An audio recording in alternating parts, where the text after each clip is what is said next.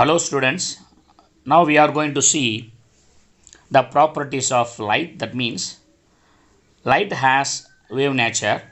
We are going to study very deeply about wave nature of light.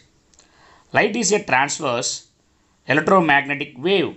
The wave nature of light was first illustrated through experiments on interference and diffraction. Like all electromagnetic waves, light can travel through vacuum.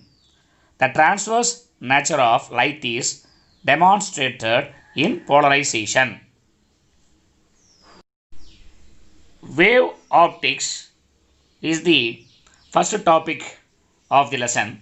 Wave optics deals with the wave characteristics of light. With the help of wave optics, we are going to learn in details through phenomenon of interference, diffraction and polarization. Even the law of reflection and refraction are proved only with the help of wave optics. Through light propagates as a wave, its direction of propagation is still represented as a ray. Students, see that water, before we disturbed the water, it was still water. If I drop a stone on it, the wave will be produced. So, likewise, a light ray also travel from one place to another place is in the form of wave. An example for wave propagation is the spreading of circular ripples on the surface of still water from a point at which a stone is dropped.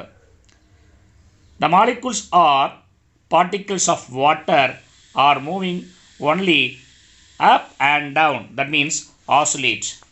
When a ripple passes out that part, all these particles on the circular ripple are in the same phase of vibration as they are all at the same distance from the center. The ripple represents a wavefront as shown in the diagram. A wavefront is location of point which are in the same state or phase of vibration. When a wave propagates, it is treated as propagation of wavefront. The wavefront is always perpendicular to the direction of the propagation of the wave, as the direction of ray is the direction of propagation of the wave. The wavefront is always perpendicular to the ray already shown in the diagram.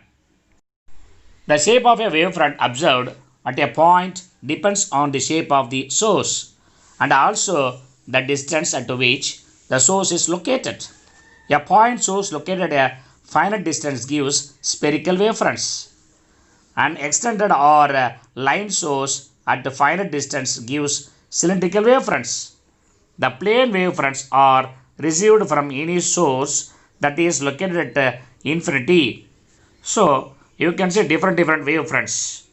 So, point source and a line source and also source at infinity. Now we are going to see Huygens principle. Very important, students. Very important topic. Huygens principle is a geometrical construction which gives the shape of the wavefront at any time if we know its shape at time is equal to 0. According to Huygens principle, each point of the wavefront is the source of secondary wavelets emanating from these points spreading out in all directions with the speed of the wave. These are called as secondary wavelets. The common tangent, in the other words, the envelope to all these wavelets gives the position and the shape of the new wavefront at a later time.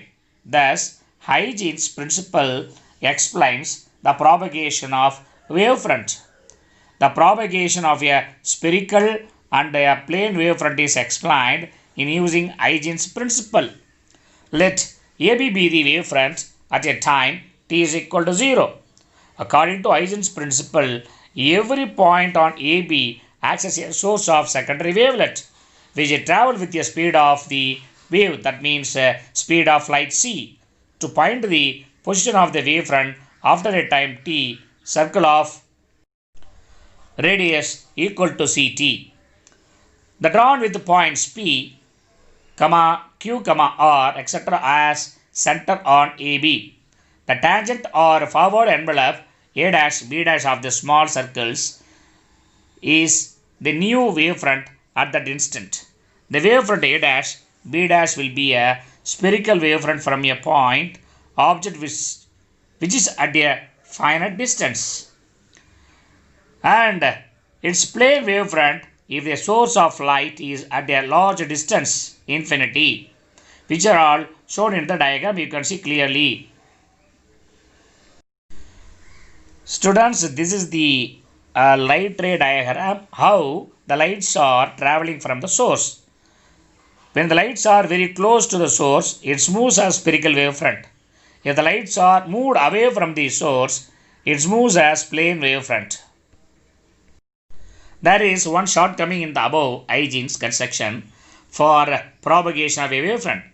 It would not explain the absence of back wave, which also arises in the above constructions. According to the electromagnetic wave theory, the back wave is ruled out inherently. However, Huygens construction diametrically explains the propagation of the wavefront. Next topic is proof for laws of reflection using Huygens principle. Let us consider a parallel beam of light incident on a reflecting plane surface such as a plane mirror XY. The incident wavefront is AB and the reflected wavefront is A dash B dash in the same medium. These wavefronts are perpendicular to the incident rays L, M and reflected rays L dash, M dash respectively. By the time point A of the incident wavefront touches the reflecting surface, the point B is yet to travel a distance B dash to touch the reflecting surface at B dash. When the point B falls on the reflecting surface at point B dash, the point A would have reached A dash. This is applicable to all the points on the wavefront. Thus, the reflected wavefront A dash B dash emanates as a plane wavefront. The two normal N and N dash are considered at the points where the rays L and M fall on the reflecting surface. As reflection happens in the same medium, the speed of light is the same before and after reflection. Hence, the time taken for ray to travel from B to B dash is the same as the time taken for the ray to travel from A to A dash. Thus, the distance B dash is equal to the distance A dash. This diagram shows that laws of reflection, from which how the lights are traveled as in the form of wavefront. The incident rays, the reflected rays and the normal are in the same plane. The angle of incidence I is equal to angle NAL is equal to 90 degree minus angle NAB is equal to angle B dash. The angle of reflection angle R is equal to angle N dash B dash M dash is equal to 90 degree minus angle N dash B dash A dash is equal to angle A dash B dash A. For the two right angle triangles, angle AB B dash and angle B dash A dash A are the right angles. Angle B and angle A dash are equal. That means 90 degree. The two sides A dash and B dash are equal. The side A B dash is common. Thus, the two triangles are concurrent. As per the property of concurrency, the two angles BA B dash and angle A dash B dash A are must also be equal. Derivative 6.1 shows that I is equal to R. That means incident angle is equal to reflected angle. Hence, the laws of reflections are proved. Proof for laws of refraction using Huygens principle. So, with the help of this diagram, we are going to study how the lights are taking refraction from travel from one medium to another medium. Let us consider a parallel beam of light is incident on a refracting plane surface XY such as a glass surface. The incident wavefront AB is in a rarer medium and the refracted wavefront A dash B dash is a denser medium. These wavefronts are perpendicular to the incident rays L, M and refracted rays L dash M dash respectively. By the time the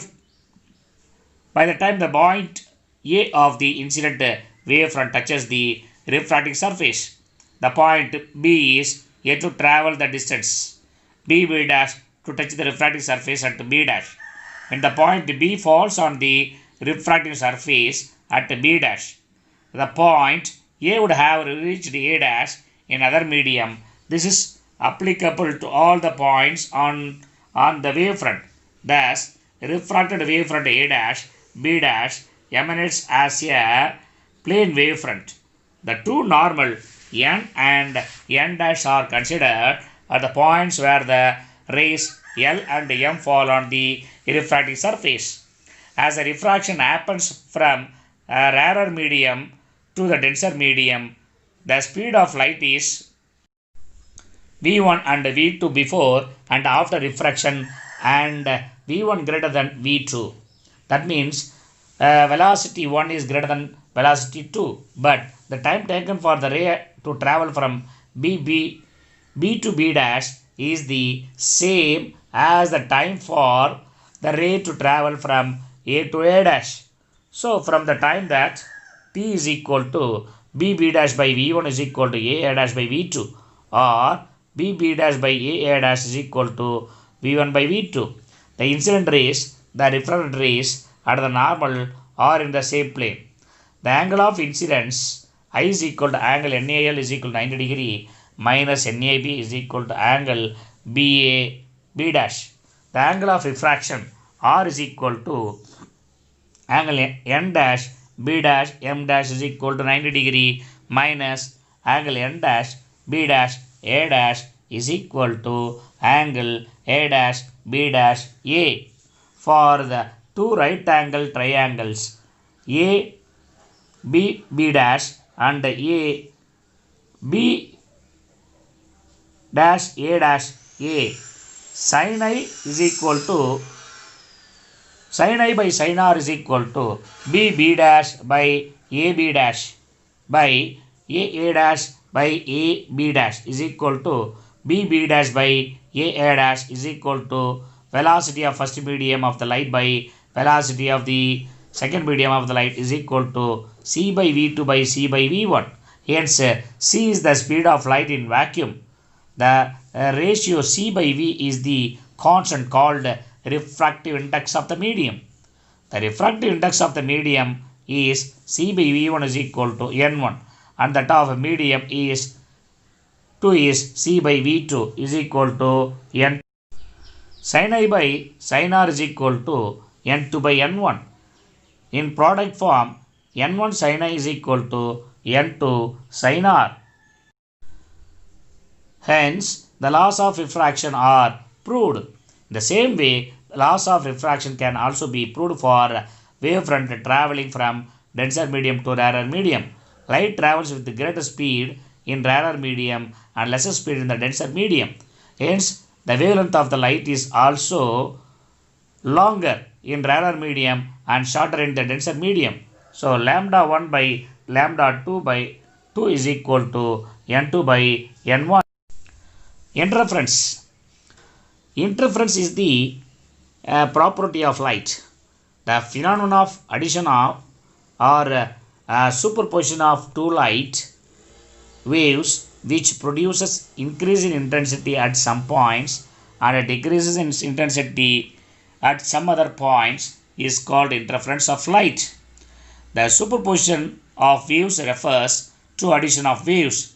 The concept of superposition mechanical waves already you studied lesson number 11 physics. When two waves simultaneously pass through the particle in a medium, the resultant displacement of that particle is the vector addition of the displacements due to the individual waves. The resultant displacement will be maximum or minimum depending upon the phase difference between the two superimposing waves. These concepts hold good for light as well. Let us consider two light waves from the two sources S1 and S2 meeting at a point P is shown in the diagram. See the diagrams. This diagram shows the superposition of principal by interference. There are two sources are there. So two different lights emanating from the two different source and meet at point P. The wave from S1 at an instant t at P is y1 is equal to a1 sin omega t. The wave from S2 at an instant t at P is y2 is equal to a2 sin omega t plus phi. The two waves have different amplitudes a1 and a2, same angular frequency omega and a phase difference of phi between them. The resultant displacement will be given by y is equal to y1 plus y2 is equal to a1 sin omega t plus a1 sin 2 omega t plus phi. The simplification of the above equation by using trigonometric identities done in 11th standard gives the equation. So y is equal to a sin omega t plus theta, where a is equal to root of a1 square plus a2 square plus 2a1 a2 cos phi. Theta is equal to tan inverse a2 sin phi by a1 plus a2 cos phi. The resultant amplitude is maximum. So a max is equal to root of a1 plus a2 the whole square when phi is equal to 0 plus or minus 2 phi plus or minus 4 pi and etc. The resultant amplitude is minimum. A minimum is equal to root of a1 minus a2 whole square when phi is equal to plus or minus 5 plus or minus 3 phi plus or minus 5. The intensity of light is proportional square of amplitude. I is directly proportional to a square. Now equation 6.121 becomes I directly proportional to I1 plus I2 plus 2 root of I1 I2 cos phi. In equation 6.26, if the phase difference phi is equal to 0 plus or minus 2 phi plus or minus 4 pi, it is correspond to the condition for maximum intensity of light as called constructive interference. The resultant maximum intensity is I max directly proportional to a1 plus a to the whole square directly proportional to I1 plus I2 plus 2 root of I1 I2. In equation 6.26, that means 6.126, if the phase difference phi is equal to plus or minus pi plus or minus 3 phi plus or minus 5 pi, it is correspond to the condition for minimum intensity of light called destructive interference. The resultant minimum intensity is I minimum directly proportional to a1 minus a to the whole square directly proportional to I1 plus I2 minus 2 root of I1 I2. As a special cases, if a1 is equal to a2 is equal to a, then equation 6.121 becomes a is equal to root of 2a square plus 2a square cos phi is equal to root of 2a square 1 plus cos phi. So is equal to root of 2a square 2 cos square theta or phi by 2.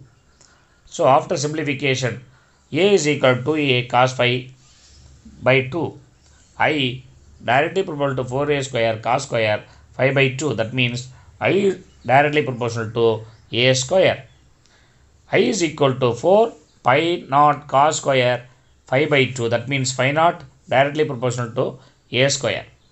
So I max is equal to 4 I naught when phi is equal to 0 plus or minus 2 phi, comma plus or minus 4 pi and etc. I minimum is equal to 0 when phi is equal to plus or minus 5 and plus or minus 3 pi plus or minus 5 phi. We conclude that the phase difference phi between the two waves decides that intensity of light at the point where the two waves meet. Phase difference and path difference. Phase is the angular position of a vibration. Phase is the angular position of a vibration. As a wave is progressing, there is a relation between the phase of vibration and the path traveled by the wave. One can express the phase in terms of path and vice versa. The path of the wave, one wavelength lambda, corresponds to the phase of 2 pi. A path difference delta corresponds to a phase difference phi. By the equation delta is equal to lambda by 2 into phi, or phi is equal to 2 pi by lambda into delta. So this is the 0 to 2 pi path difference and phase difference. For constructive interference, the phase difference should be phi is equal to 0, 2 pi, 4 pi. Hence, the path difference must be delta is equal to 0, lambda, 2 lambda. In general, interval multiplication of delta is equal to n lambda, where n is equal to 0, 1, 2, 3, etc. For destructive interference, phase difference should be phi is equal to pi, 3 pi, 5 pi. Hence, the path difference must be delta is equal to lambda by 2, 3 lambda by 2, and 5 lambda by 2, and etc. In general, the half integral multiples of lambda, delta is equal to 2n minus 1 lambda by 2, where n is equal to 1, 2, 3. Children, go through this link. If you have any doubt, you can ask me and clear the doubt. Thank you. We'll see next class.